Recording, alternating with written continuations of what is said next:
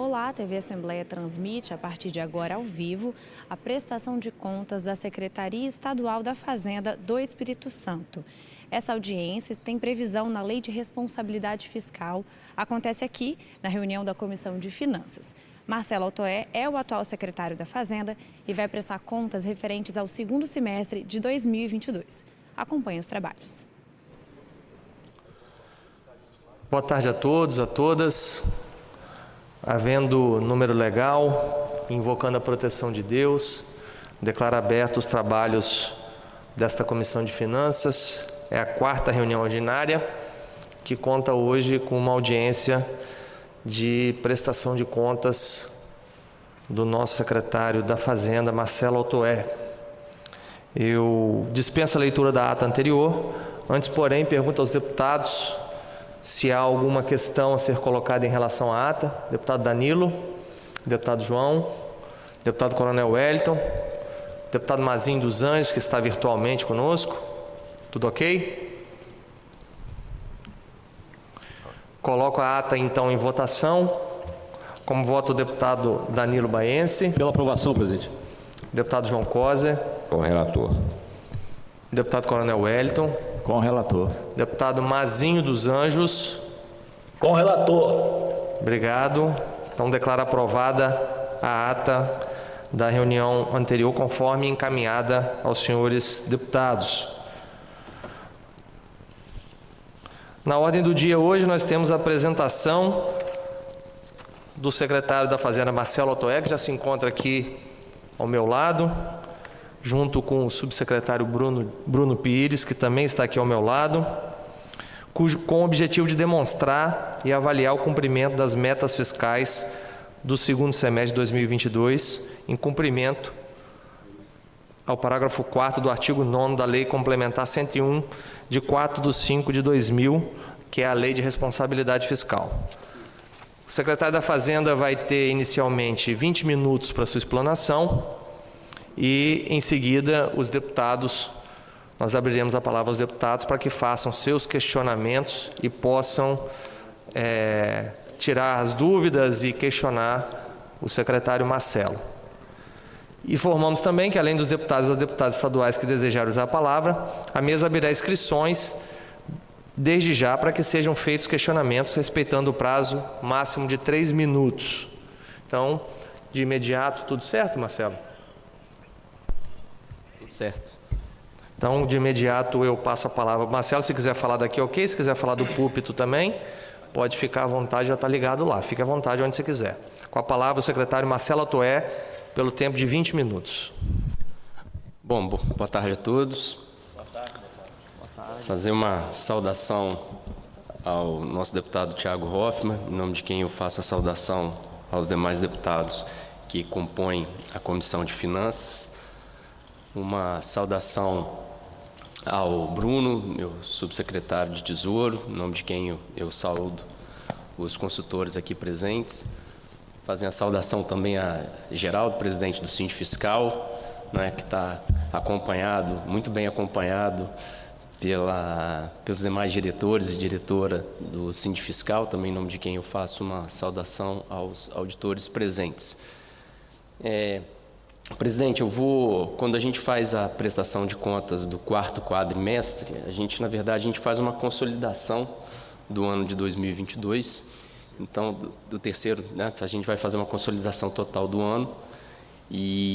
Mas no final também a gente vai, na última semana, nós tivemos novidades em relação à Lei Complementar 194, decorrente de algumas audiências que houve no Supremo Tribunal Federal, que tiveram os impactos importantes aqui para o Estado, também eu vou destacar, e também tecer alguns pontos em relação à reforma tributária, porque é um tema do dia, e que a gente está tendo uma participação bastante ativa, e é importante a gente compartilhar essas preocupações, né, para contar com todos os deputados da Assembleia, para que a gente consiga fazer um desdobramento importante para os rumos do Estado.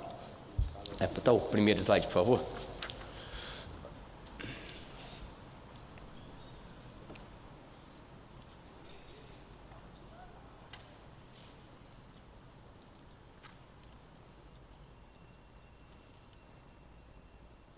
Só um minutinho, Marcelo, que a gente já vai...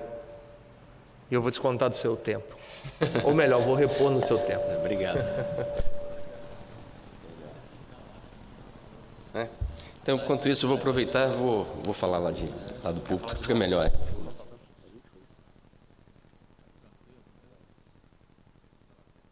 Aproveito também para registrar a presença virtual do deputado José Esmeraldo.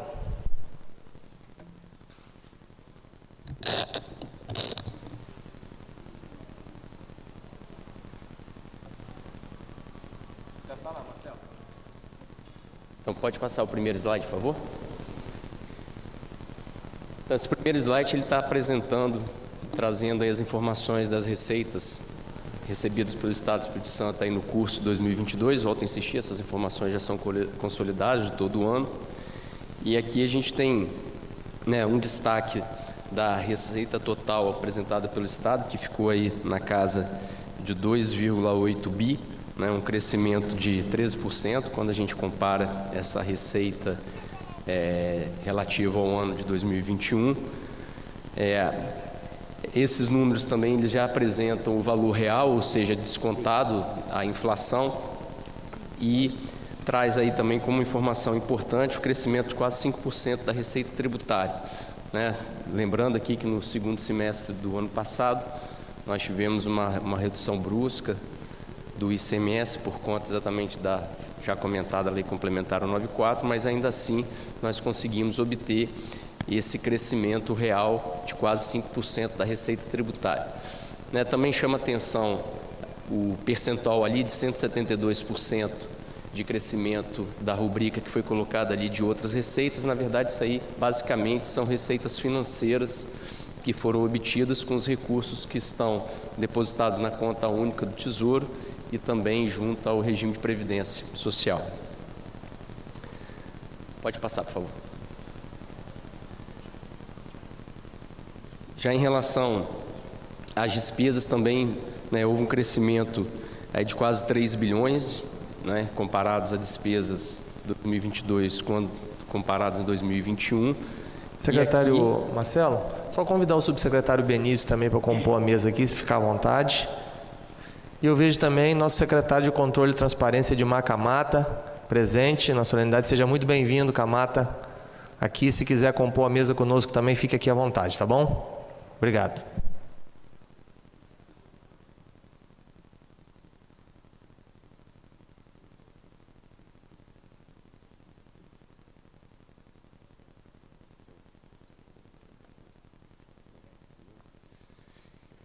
Então, como eu estava dizendo, houve também um crescimento em relação às despesas de 2022 quando comparadas em 2021, mas aqui há um destaque absoluto do crescimento da despesa em relação aos investimentos, né? A gente vai ter um slide específico para tratar o crescimento da rubrica de investimentos realizados no Estado, mas ele, né, na casa aí de quase 70%, que justifica esse aumento de 16%. Né? Também houve, entre 21 e 22, alguns reajustes das categorias que também tiveram impacto em 2022, que também justifica esse aumento de 10% das despesas com o pessoal.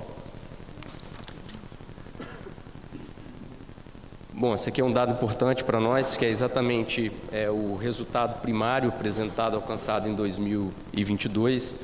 Nós tínhamos uma previsão na Lei de Diretrizes Orçamentárias de um déficit de um pouco mais de 1 bi, né, 1 bi 144, né, e nós conseguimos alcançar um resultado primário aí de 550 milhões. Né.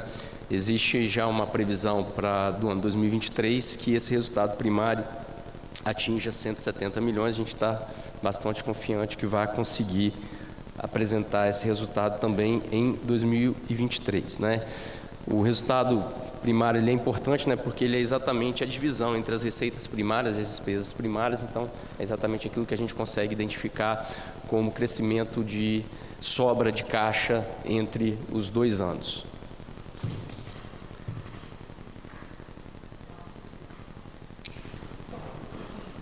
Pois bem, a gente achou interessante fazer um pouquinho do retrospecto desse resultado primário, fazendo a comparação de desde 2010 até 2022, e a gente consegue trazer um número que é um número para nós muito importante, porque demonstra que nesses últimos 4 anos, né, de 19 até 2022, né, a somatória do resultado primário ultrapassa 7 bilhões de reais, né? Então isso acaba trazendo uma demonstração do quanto tem sido efetivo o trabalho realizado pelo Estado, né, com a participação ativa da Secretaria da Fazenda, através dos auditores e dos consultores, no resultado positivo entre aquilo que a gente arrecada e aquilo que a gente tem como despesa.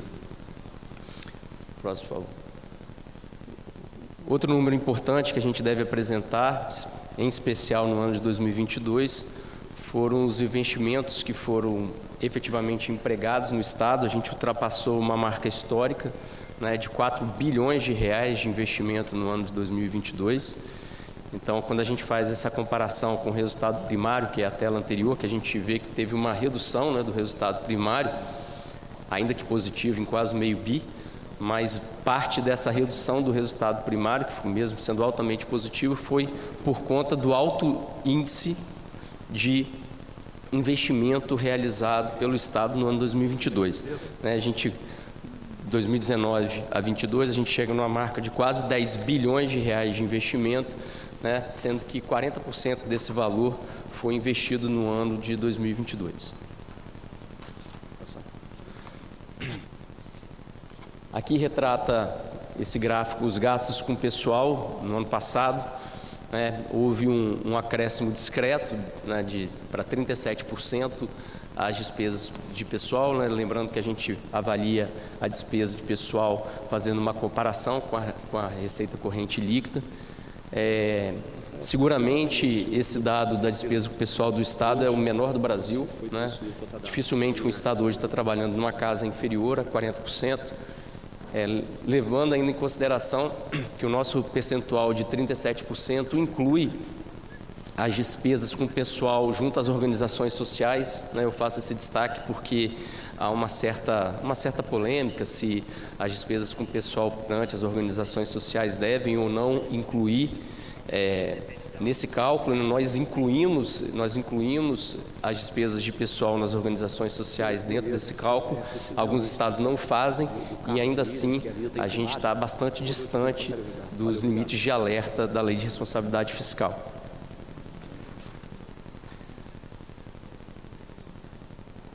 Outro ponto muito importante para nós trata da receita, do dado que trata do endividamento do Estado, né?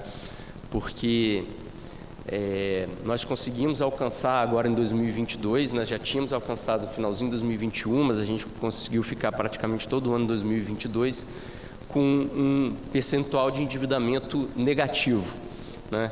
Esse dado ele é tão impactante que, para se ter ideia, hoje é possível que você tenha um nível de endividamento no percentual de 200%. O que isso quer dizer?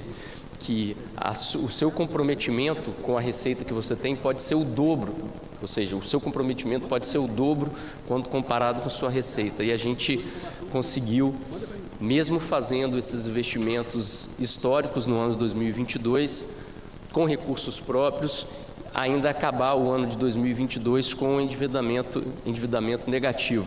Também eu desconheço algum estado da federação que tenha conseguido alcançar nível de endividamento negativo.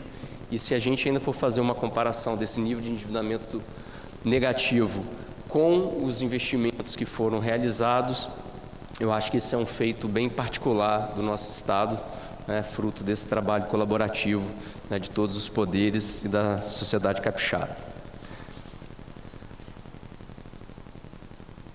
Outro ponto que é importante nós destacarmos é a poupança corrente, né, porque a poupança corrente é exatamente aquilo que a gente consegue economizar, considerando a poupança corrente, levando em consideração tanto as receitas, a receita corrente com a despesa corrente. Hoje a gente está nesse percentual de 80,56%, ou seja, das receitas correntes que nós temos, 80% é utilizada para pagamento dessas despesas correntes. Esse dado é importante porque ele é um dos 3 critérios, né? Endividamento também faz parte dos critérios apontados pelo Tesouro Nacional para avaliação da tão falada nota da CAPAG, né? Que é a capacidade de pagamento pela Secretaria do Tesouro Nacional. E até ano passado, esse percentual desse índice entre receita corrente e despesa corrente ficava no percentual de 90%, a gente já estava, né, abaixo desse percentual, mas a partir de 2022, esse percentual foi reduzido de 90% para 85%, ou seja, apertou um pouco mais o índice de comprovação de capacidade de pagamento, tendo como critério a poupança corrente. A gente ainda está com alguma tranquilidade, né? Esse dado é um dado que a gente faz uma análise de lupa semanalmente, porque o risco de você se perder nesse percentual dos 85% da poupança corrente, ele é enorme. Então, a gente está sempre acompanhando, sempre tendo alguma folga para não correr risco do Estado perder, né, esse selo da CAPAG, né, que, volto dizendo, é muito mais do que um selo de comprovação de boa gestão. Ele, na verdade, já é um marco que já está enraizado dentro das gestões no Estado do Espírito Santo.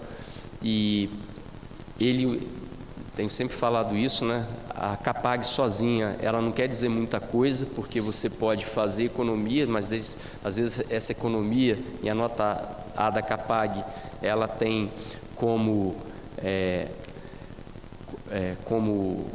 o lado ruim, às vezes, uma ausência de investimento, quer dizer, você economiza porque você não investe. Então, esses dados comprovam justamente o contrário, né? Que a gente consegue fazer investimentos históricos, tendo com níveis de endividamento mínimos também históricos e mantendo ainda todos os critérios que trazem essa estabilidade fiscal para o Estado do Espírito Santo.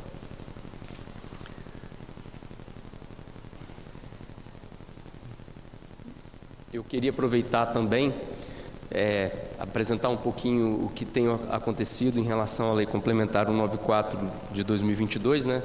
Só para lembrá-los,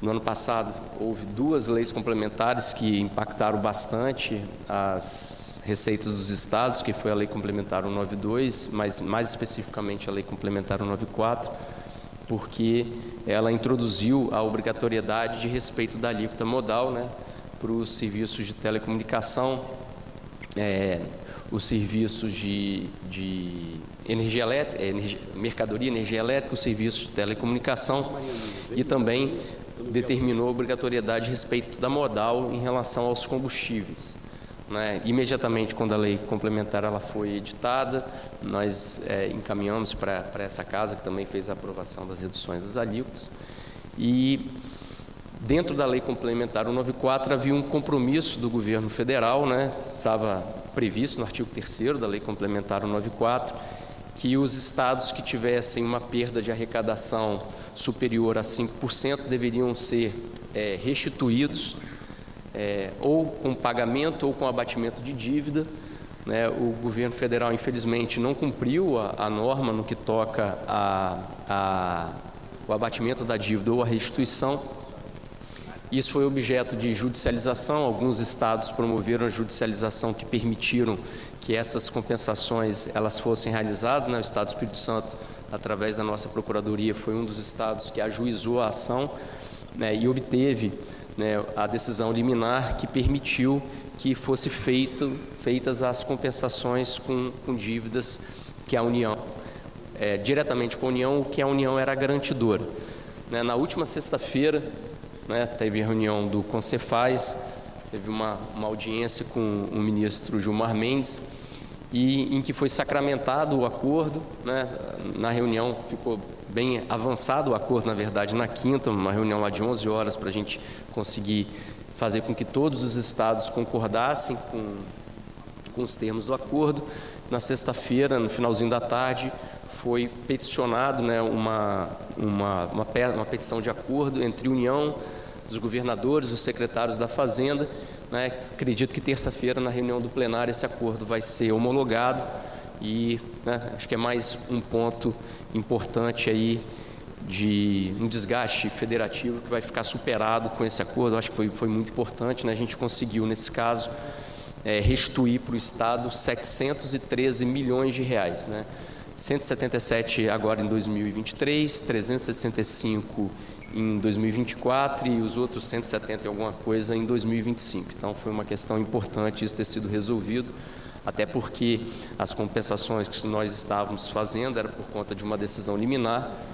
A matéria seria submetida ao plenário agora no mês de abril, né? A gente não sabe como seria o posicionamento do STF em relação ao mérito desse debate. Então, foi importante sacramentar essa questão, né, e a gente poder fazer um avanço em relação a essa questão.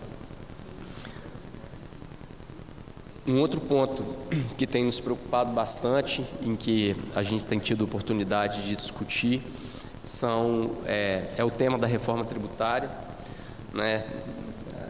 Nós aqui na Secretaria da Fazenda, a gente criou um grupo de trabalho para discutir a reforma tributária e eu participo junto com outros 4 secretários de estados brasileiros de um grupo de trabalho diretamente com o Bernardo Api, que é o secretário executivo da reforma tributária. Na última quinta-feira, nessa reunião do Concefaz, o Bernardo Api foi o dia inteiro discutindo com a Api a reforma tributária. E eu acho que a gente teve alguns avanços importantes para o Estado, em especial, presidente, porque nós sabemos a importância da concessão de benefícios fiscais para o Estado do Espírito Santo. Houve uma vitória importante em 2021 no âmbito do Congresso Nacional com a prorrogação dos benefícios para 2032. Assim que houve a aprovação da norma federal, nós corremos aqui também já para fazer essa aprovação até 2032. E as 2 propostas de reforma tributária hoje em curso, né, a PEC 45 e a PEC 110, hoje elas estão muito anexadas, né? Tanto é que tem alguns que já estão falando que é a PEC 155, como se fosse a somatória das duas, mas o que nos interessa nesse ponto é que nenhuma das 2 PECs traz nenhum tratamento específico sobre a concessão de benefícios fiscais, muito pelo contrário, né? Ele deixa expresso que não há possibilidade de manutenção de concessão de benefícios fiscais e as normas de transição para as empresas em relação aos benefícios fiscais é haver uma perda a cada ano. Então, uma PEC prevê a transição de 5 anos, a outra PEC prevê uma transição de 6 anos, e esses 5 ou 6 anos são incompatíveis com o ano de 2032. Então, a reforma tributária, há uma incompatibilidade temporal, fim dos benefícios e período de transição.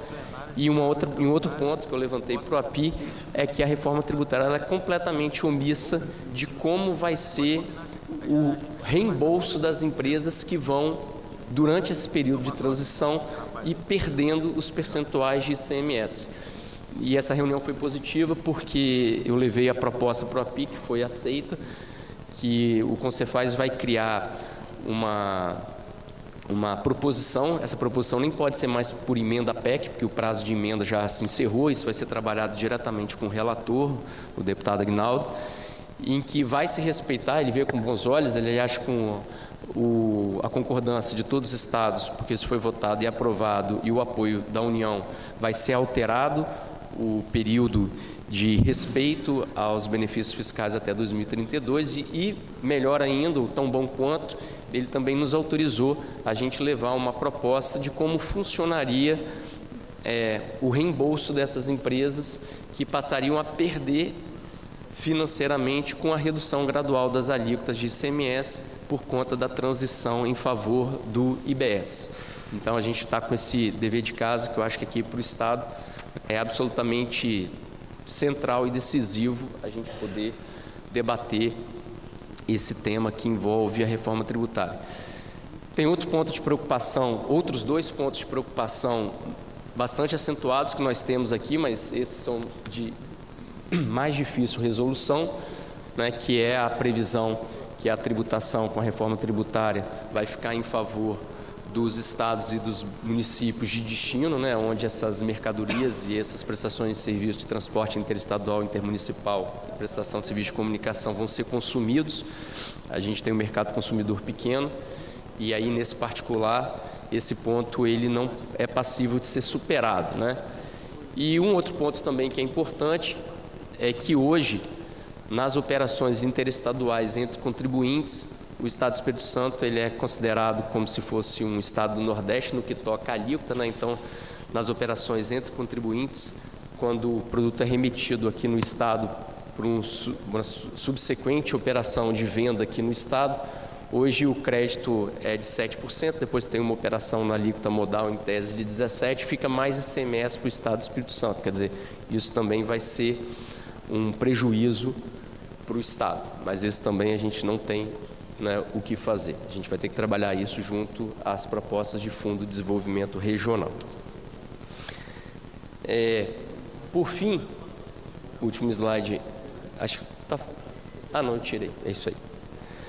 Então, presidente, eram esses os dados fiscais que eu gostaria de apresentar à adulta comissão. Nós permanecemos aí à disposição para qualquer esclarecimento adicional que se faça necessário. E, aproveitando a oportunidade, queria colocar a Secretaria da Fazenda, né, aqui na presença do Benício, subsecretário da Receita, do Bruno, subsecretário do Tesouro, à disposição dos parlamentares, né, para que a gente possa construir em conjunto, né, as propostas necessárias de melhoria da legislação tributária, de desburocratização e aquelas que permitem que o Estado fique cada vez mais competitivo, né, um Estado que essa relação institucional positiva, que hoje ela já vige há algum tempo, possa também ser um motivo de incentivo para que as empresas venham, se instalem e invistam no Estado do Espírito Santo. Tá? Muito obrigado. Obrigado, secretário Marcelo Otoé. Aproveito para registrar as presenças agora presencialmente aqui do deputado Mazinho dos Anjos, deputado Alexandre Chambinho, que também compõe esta comissão, deputado Dari Pagung, que é membro suplente da comissão e líder do governo. Também registrar a presença do subsecretário Rafael Tress, meu amigo, obrigado pela presença também, compondo a equipe da Fazenda. E nesse momento eu abro a palavra para os questionamentos, as dúvidas, as sugestões dos deputados. Algum deputado quer começar? Deputado João?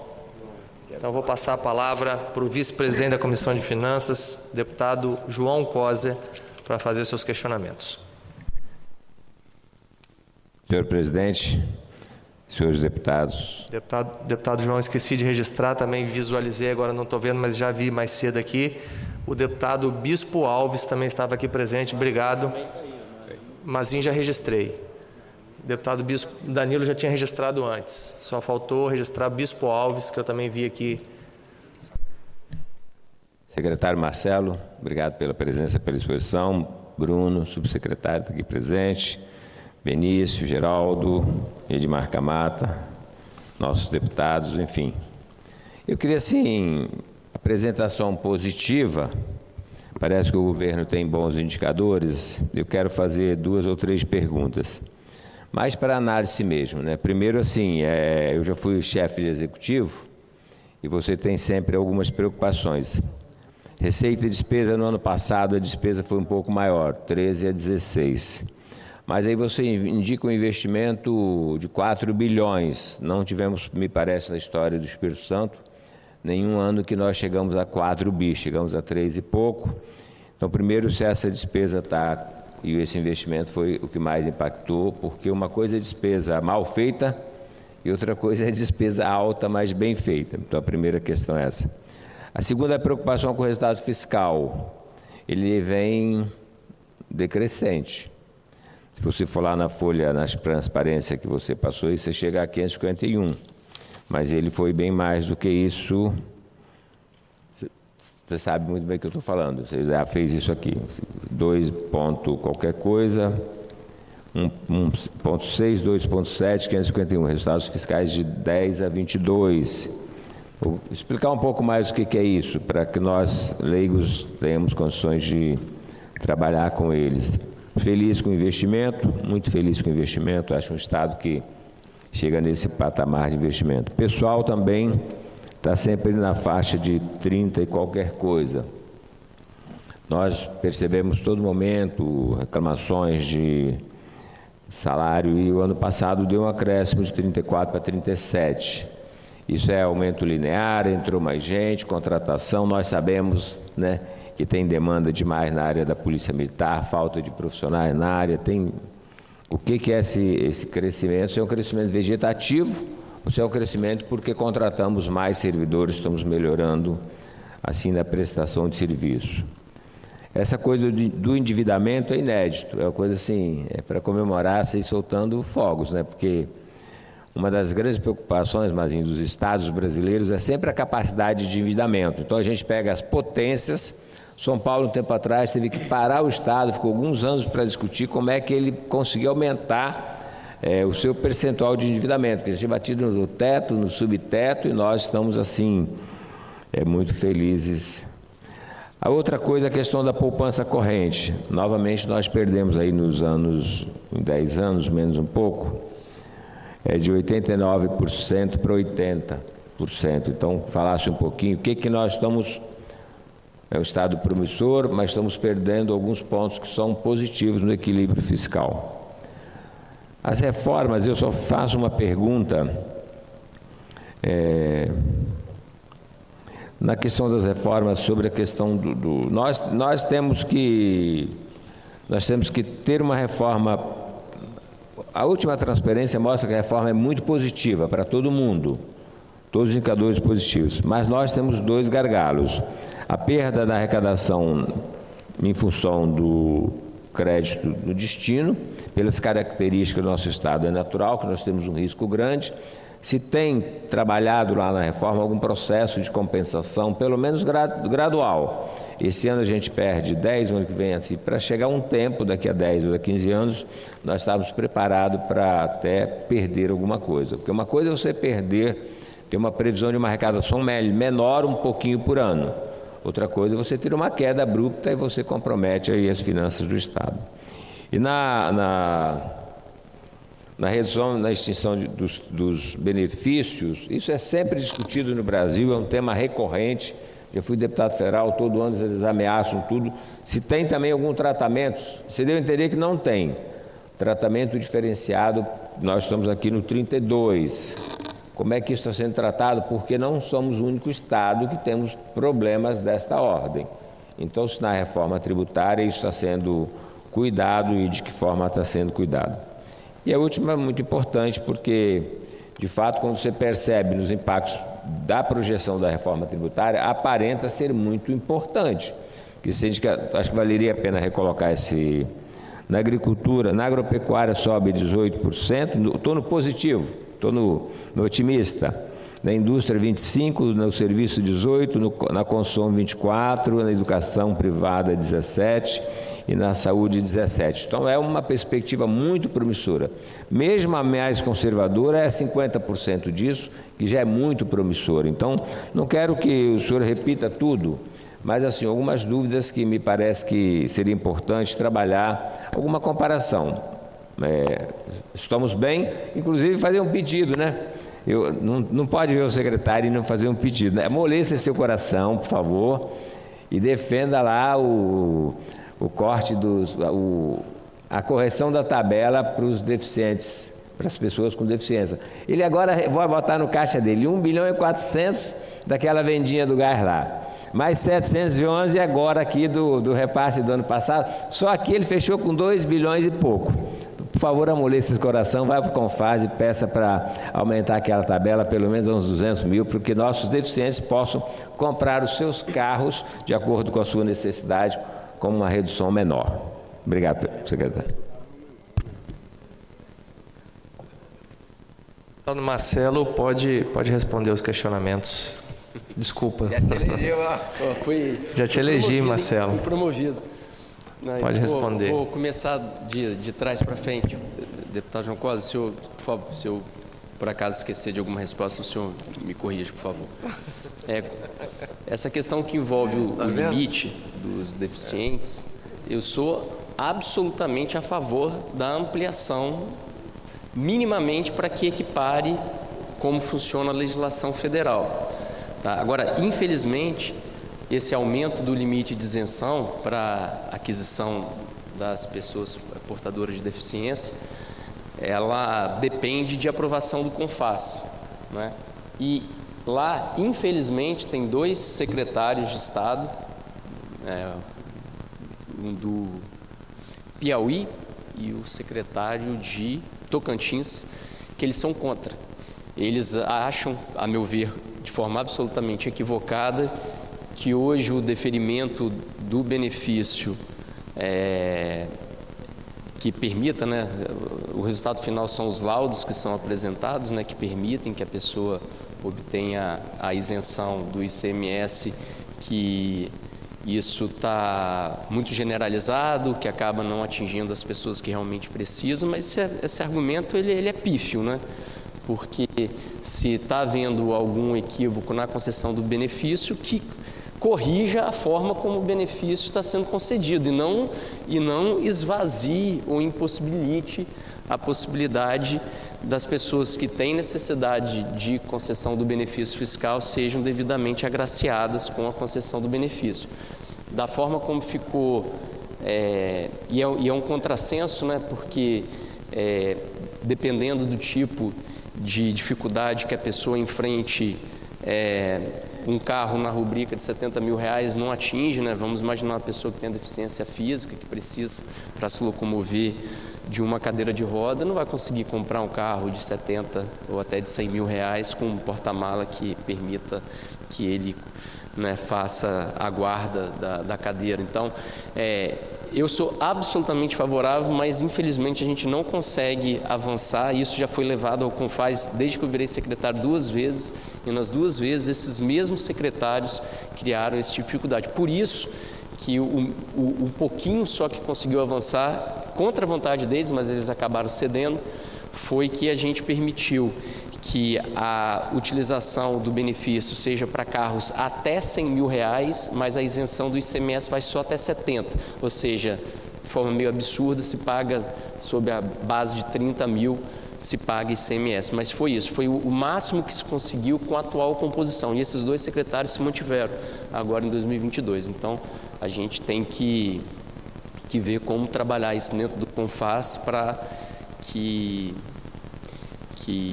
isso seja superado. E essa decisão é uma decisão à unanimidade. Se um for contra, não é possível acrescentar. Então, não é por falta de compreensão da Secretaria, muito pelo contrário, né? A gente é absolutamente a favor. Nossa ideia é que fosse até no valor de 200 mil, inclusive, esse valor. Brincando aqui, então não é problema de coração, é dificuldade mesmo. Tá certo. Então, a penúltima coisa que o senhor falou foi relativo à questão da reforma tributária. A verdade, deputado, assim, que quando a gente vai aprofundar um pouco o estudo da reforma tributária, a gente vai entendendo um pouquinho das dificuldades que serão até chegar na eventual aprovação da reforma tributária. Vou dar um exemplo muito claro. Toda quarta-feira, o grupo de trabalho que vai ser responsável por fazer o parecer final a ser encaminhado para o deputado Aguinaldo, tem feito debates sobre a reforma tributária. A da última quarta-feira foi sobre a reforma tributária sob as perspectivas setoriais. E aí foram 5, 6 representantes de entidades completamente diferentes. Então foi, por exemplo, indústria de laticínio, indústria de óleo vegetal, óleo de soja, planos de saúde, indústria, prestação de serviço e cooperativa. Foram esses 6 entes. E os 6 entes com um discurso muito parecido. Nós somos todos muito favoráveis, nós aprovamos a reforma tributária, mas o meu setor é diferente. E aí traz as particularidades do setor, querendo que a reforma tributária ela saia, porque ela vai ser ótima. Esses dados aí, tem muitos estudos que consolidam esses percentuais de crescimento, mas quer que o seu setor continue tendo alguma proteção. E aí é a grande dificuldade do avanço, né?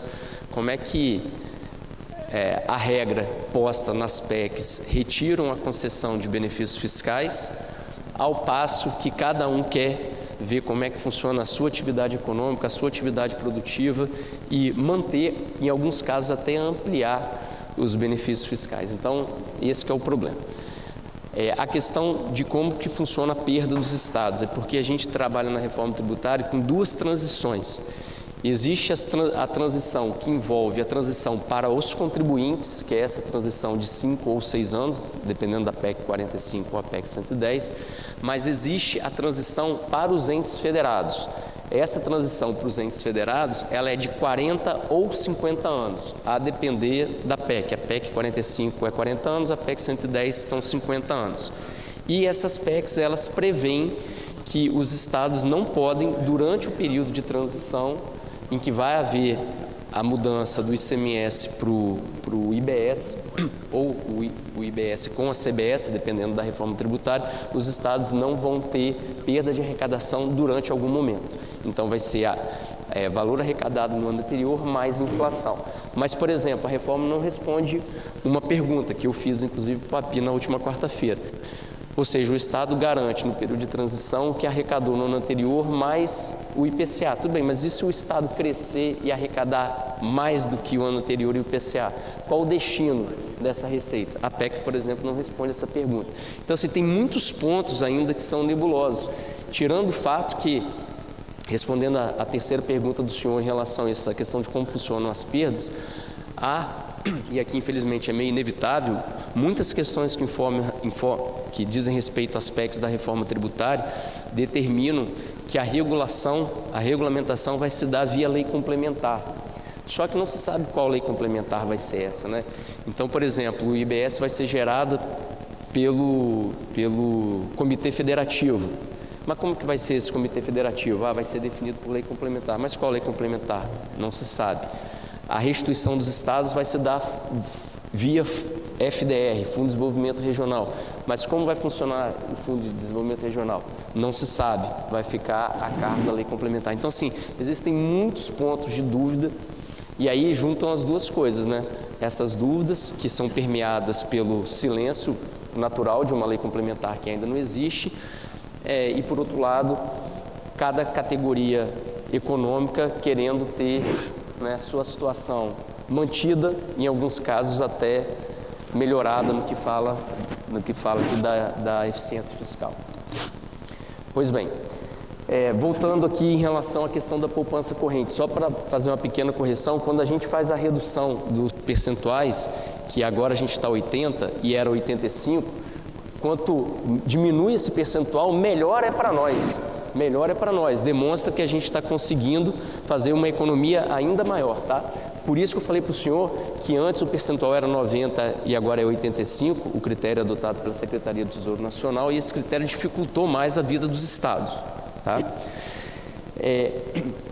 Em relação àquele dado dos 550 milhões do resultado fiscal, que houve uma diminuição, mas se a gente colocar do lado os dois slides, investimentos e resultado fiscal, a gente consegue observar que o resultado fiscal, que ainda foi muito positivo, que foi de 550 milhões, ele foi menor do que os anos anteriores porque houve, por consequência, um aumento dos investimentos realizados pelo Estado e uma diminuição do endividamento, ou seja, traz uma certeza que esses investimentos foram realizados com recursos próprios por parte do Estado.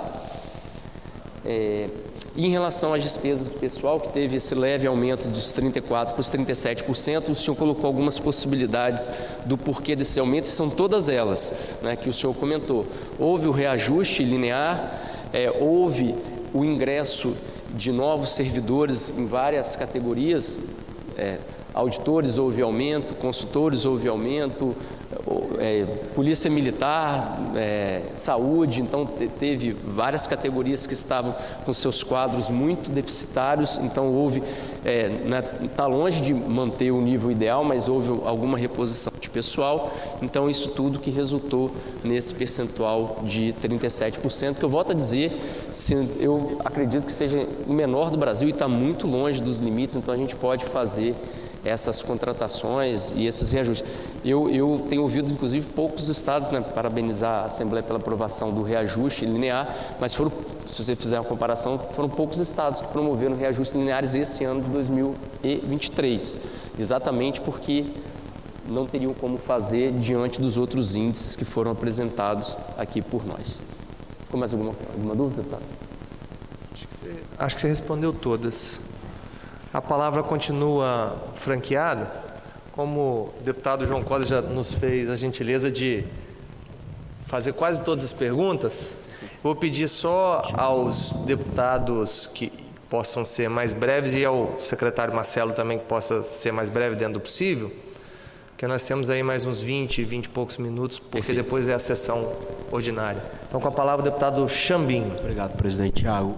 É rápido, porque o nobre deputado João Cosi praticamente fez todas as perguntas. Eu quero só aproveitar a oportunidade, secretário Marcelo, e fazer a pergunta da questão da alíquota do ICMS do café arábica e conilon, que existe o debate na casa. Eu sei que você levou para o Confaz. Como é que está essa resposta lá do Confaz? Como está sendo essa tratativa e se a gente vai conseguir avançar, porque é uma pauta importante para o Estado do Espírito Santo, que a gente está vendo aí que tem casos de evasão de divisas aí e é um assunto importante para casa. Perfeito.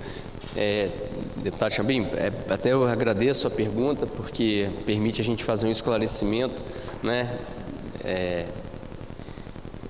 Um esclarecimento e uma questão que eu acho que é salutar da gente colocar é que, infelizmente, esse tema da redução, na verdade, da equiparação das alíquotas do café arábica e conilon, infelizmente não é competência dessa casa, né? Eu tenho ciência que tem um projeto de lei que quer fazer esse projeto de lei, ele é claramente inconstitucional, tá? Infelizmente matérias como essa não podem ser tratadas. Se pudesse ser tratado pela Assembleia, se pudesse ser um projeto do governador, tenho certeza que esse problema já tinha sido resolvido há muito tempo, né? Então é um tema que obrigatoriamente tem que ser debatido no Confaz, né? O governador levou ano passado a proposta de convênio. Então, qual é o funcionamento, para que fique claro? O Estado que pretende fazer uma alteração dessa natureza, de fazer alteração de alíquota interestadual, tem que fazer o encaminhamento da proposta de convênio para o Confaz. Essa proposta de convênio depende de aprovação à unanimidade e, uma vez sim levado essa proposta, ela sendo aprovada à unanimidade, essa proposta ela é internalizada através de uma lei de competência da Assembleia Legislativa, né? Fora disso, não é possível fazer essa alteração. Esse projeto, essa proposta de convênio é o terceiro Confaz em que ela é apresentada, e nessa última sexta-feira, que foi a reunião do Confaz, acabou que a reunião do Confaz tratou exclusivamente da pauta de combustível, e todas as outras propostas de convênio foram transferidas para um Confaz extraordinário que vai ser agora no dia 12 de abril. Então, 12 de abril vai ser debatido essa questão do café conilon, tá? Quais dificuldades nós temos enfrentado lá, em deputado? São 2 estados a gente tem enfrentado alguma resistência com essa proposta. O primeiro é São Paulo e o segundo é Bahia, tá? São Paulo e Bahia são os 2 estados que estão criando um pouquinho mais de dificuldade em relação a isso. A Bahia, eu acho que a gente tem, os dois eu acho que a gente tem chance de superar isso, né? Às vezes a superação é um pouco na dor, mas acho que é possível. Eu estou confiante que a gente vai conseguir aprovar no Confaz. Vamos mobilizar a bancada do PT para ajudar a gente na Bahia e mobilizar a bancada do Republicanos para ajudar a gente em São Paulo lá. É por aí. Obrigado, secretário. Registrar a presença também dos deputados Alcântaro, que hoje está feliz porque hoje é dia de que se comemora 175 anos da emancipação política do município de Aracruz. Parabéns a todos de Aracruz. Registrar a presença do deputado Capitão Assunção.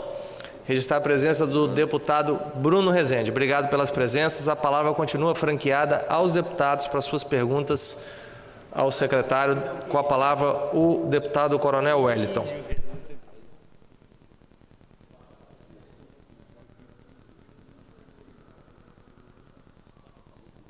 Vamos ligar o microfone, por favor, do Coronel Wellington ali na mesa, por gentileza. Luciano, tá ligado. Boa tarde, presidente. Obrigado. Obrigado, Luciano. Eu gostaria de parabenizar o secretário Marcelo pela explanação e o governo do Estado do Espírito Santo também pela gestão, uma vez que matemática é uma ciência exata e não mente. Os números são reais, né? Obrigado, nobre deputado nosso ilustríssimo João Cosa, pelas perguntas pertinentes. Eu gostei muito quando Vossa Excelência falou com relação à despesa mal feita, né?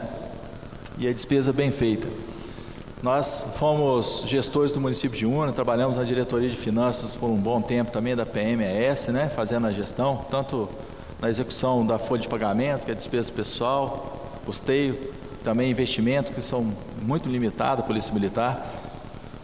E observando esses números que Vossa Excelência apresentou aqui, nós sabemos muito bem que a gestão pública é feita através desses 3 níveis: pagamento pessoal, investimento e custeio, que são obrigatórios. E com certeza os gestores bons são aqueles que diminuem a folha de pagamento, diminuem o custeio e transformam esse recurso em investimento para fazer entrega qualitativa às comunidades, sejam elas quais forem, né? Mas a pergunta é em relação a justamente essa capacidade de endividamento e capacidade inclusive de investimento, com esse índice de gasto com pessoal reduzido. Qual tem sido a política adotada pelo governo em termos de orientação do governo do Estado do Espírito Santo para que seja feita uma despesa bem feita na valorização dos servidores públicos estaduais com relação a essa possibilidade de aumentar essa margem até no limite, né? Lógico que nós temos que ter responsabilidade com a gestão pública do Estado, mas isso é muito importante para nós, uma vez que foi claramente mostrado aqui a capacidade de investimento que o Estado tem no que é mais valioso, que são os seus servidores. Então nós precisamos de investir nos servidores para eles estarem motivados, estarem capacitados, para eles fazerem entrega do serviço público com qualidade à população capixaba. Só isso.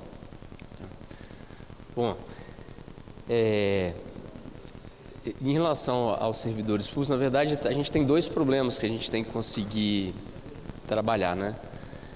A primeira é a recomposição do quantitativo de servidores em várias secretarias, né? Então, essa casa, inclusive, recentemente aprovou alguns projetos de lei que criaram novos cargos exatamente em razão dessa deficiência de pessoal. Às vezes você não consegue fazer um aumento do gasto e investimento porque vocês não têm pessoas para tocar os processos que vão permitir que esses investimentos eles sejam realizados. Então, acho que são trabalhos que eles têm que serem feitos em paralelo, né? Outra é recomposição de pessoal nas secretarias em que há déficit de servidores. E o outro é a valorização dos servidores, né, que a gente sabe que o Estado do Espírito Santo, em muitas categorias, não tem as melhores remunerações, né? Quer dizer, os resultados são altamente positivos, o Estado é referência em políticas públicas em várias áreas e nem sempre as carreiras têm essa mesma representação em relação às suas remunerações. Agora, o problema que a gente acaba encarando pouco é porque isso já vem de um longo tempo, né? Então, algumas melhorias elas não conseguem ser feitas de uma hora para outra, né? Então é uma construção que ela tem que ser feita, mas que ela tem que andar, né? Ela tem que essas melhorias, você não consegue sair às vezes de uma pior remuneração para uma melhor em uma tacada só. Mas esses passos para que pelo menos se consiga chegar nas médias nacionais me parece que é um pleito bastante razoável e que a gente tem que trabalhar para conseguir chegar até ele.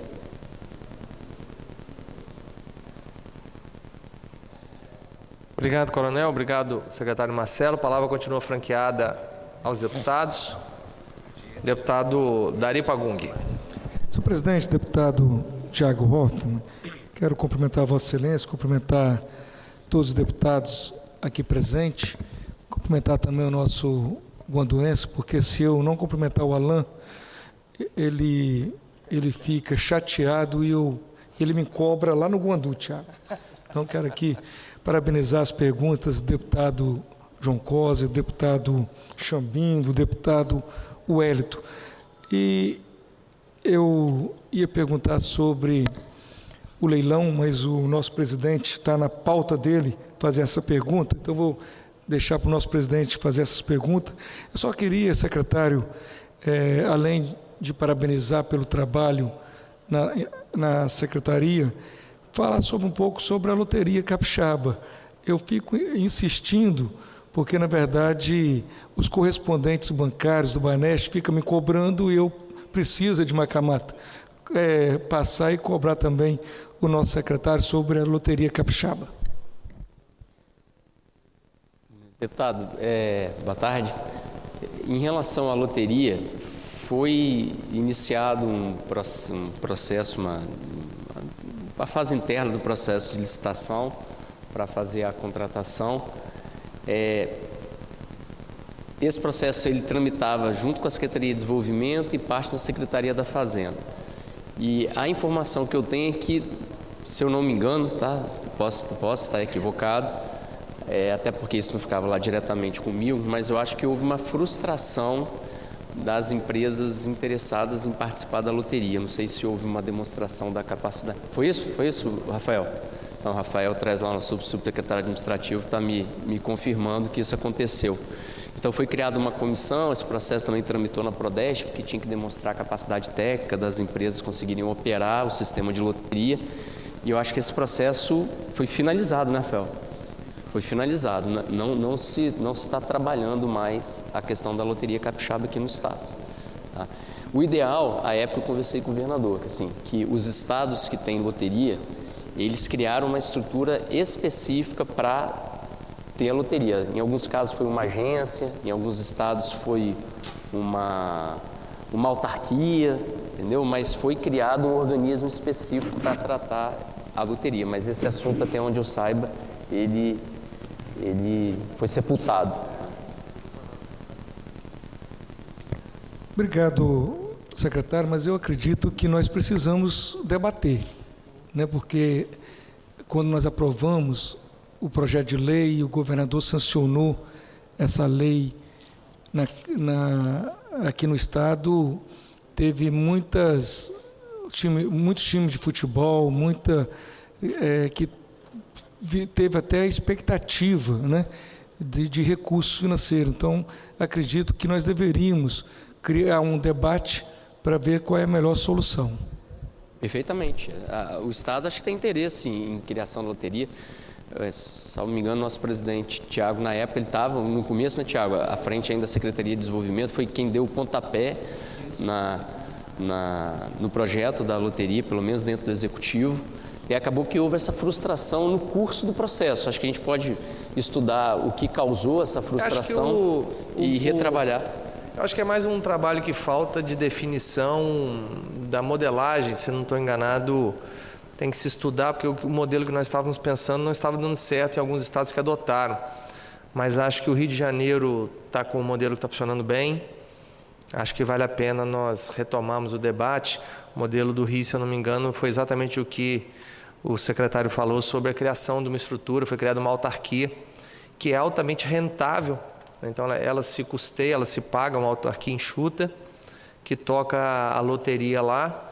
E acho que vale a pena, sim, a gente pensar num novo modelo, que eu acho que, de fato, é um recurso que pode apoiar muito o futebol capixaba e apoiar também setores da área de cultura e de outros, da ação social, né, que pode trazer recursos. Né, e já que está legalizado, acho que cabe a nós acharmos um modelo que funciona. Mas continua franqueada a palavra aos deputados. Bom, eu só quero então também agradecer a presença aqui do secretário Marcelo, dizer que a Secretaria da Fazenda faz hoje uma gestão brilhante da parte financeira do governo, junto com a Secretaria de Planejamento, o secretário Álvaro do Bock. Os números, acho que o coronel Wellington foi muito feliz, né? Os números não mentem, a matemática é clara, o Estado hoje está absolutamente organizado na sua gestão financeira, com endividamento negativo, o que é absolutamente inédito na história da República, provavelmente. Não me lembro de nenhum outro caso, em nenhum outro Estado, em nenhum momento da história. E, portanto, acho que são dignos de aplauso os números que o Espírito Santo tem alcançado. Parabenizar o governador Renato Casagrande e toda a sua equipe que faz essa gestão. Também colocar que eu acho também mais pertinente é que quando, em 2018, fizemos o debate político-eleitoral, à época coordenei a campanha do então candidato Renato Casagrande, o ponto e a tese que nós desenvolvemos era exatamente a tese de que nós poderíamos sim ter um Estado organizado, mas que fizesse uma melhor remuneração dos seus servidores. Afinal de contas, naquele momento, os servidores estavam há quase 4 anos com sua remuneração congelada, sem receber nem os reajustes lineares de recomposição inflacionária. E nós poderíamos ter um Estado organizado financeiramente, remunerando melhor seus servidores e também fazendo os investimentos que são fundamentais. Afinal de contas, o Estado precisa estar organizado, mas ele não é feito para fazer poupança. O Estado é feito para prestar serviço público. O Estado é feito para fazer com que o dinheiro dos impostos da sociedade retorne para a sociedade sob a forma de investimentos e prestação de serviços de qualidade. Então, essa era a visão de Estado que tínhamos à época e hoje, olhando os números consolidados de 2022, deputado João Cosa, mas não só de 22, desde 2019, dos 4 anos da gestão do governador Renato Casagrande, a gente nota claramente que essa tese foi colocada em prática e nós comprovamos a possibilidade dela existir, porque, afinal de contas, o Estado hoje tem uma poupança, tem endividamento negativo e o Estado tem, além de tudo, um maior investimento da sua história. Então, acho que foi muito clara a explanação do secretário. Coloco também a questão do desafio que nós temos em relação à reforma tributária, porque os estados menores, com menor população, são os que têm o maior desafio a ser vencido na reforma tributária, evitando perdas que podem desorganizar um estado organizado como o Espírito Santo.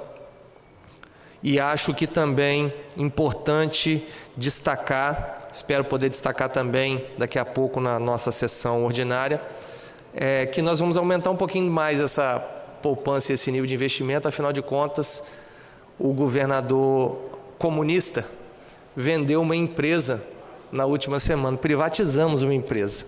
Na última semana, na Bolsa de Valores, na sexta-feira, o Estado do Espírito Santo vendeu sua empresa de gás, vendeu 100% das suas ações da empresa de gás, e isso, como já disse o governador na coletiva de imprensa, vai ser um recurso colocado para que no Fundo de Infraestrutura, deputado Dari, para que nós para que a gente possa fazer ainda mais investimentos esses que vão ser debatidos e aprovados por esta casa, com certeza, na ocasião da discussão da proposta orçamentária. Esse ano nós temos não só o orçamento, mas nós temos o PPA também, que é discutido de 4 em 4 anos. Então, esse ano nós vamos discutir o PPA, a LDO e a LOA. Então, nós vamos discutir todos os instrumentos. Então, essa casa vai ter a oportunidade de debater as prioridades, os programas e os investimentos. Então, você encerrou, secretário Marcelo? Sim. Então, nada mais havendo a tratar. Algum deputado quer fazer alguma comunicação, algum comentário final? Então, nada mais havendo a tratar, declaro encerrados os trabalhos dessa comissão. Agradeço a presença do secretário Marcelo Otoé, dos subsecretários, de todos os membros aqui da equipe da Secretaria da Fazenda, e convido os senhores membros da Comissão de Finanças para a próxima reunião, que será ordinária na próxima segunda, dia 10/4, às 13h30, aqui no plenário de Seu Cardoso, nesta Casa de Leis. Declaro encerrados os trabalhos da Comissão de Finanças. Obrigado. Você acompanhou agora a prestação de contas da Secretaria da Fazenda do Espírito Santo relativas ao segundo semestre de 2022. Na verdade, o secretário fez um balanço de todo o ano de 2022 e destacou a capacidade de investimento do governo do estado, que só em 2022 ultrapassou a marca de 4,5 bilhões de reais. Mais informações você consegue acessando o nosso portal de notícias, seguindo as nossas redes sociais e também às 10 da noite no jornal Panorama. TV Assembleia, mais perto de você.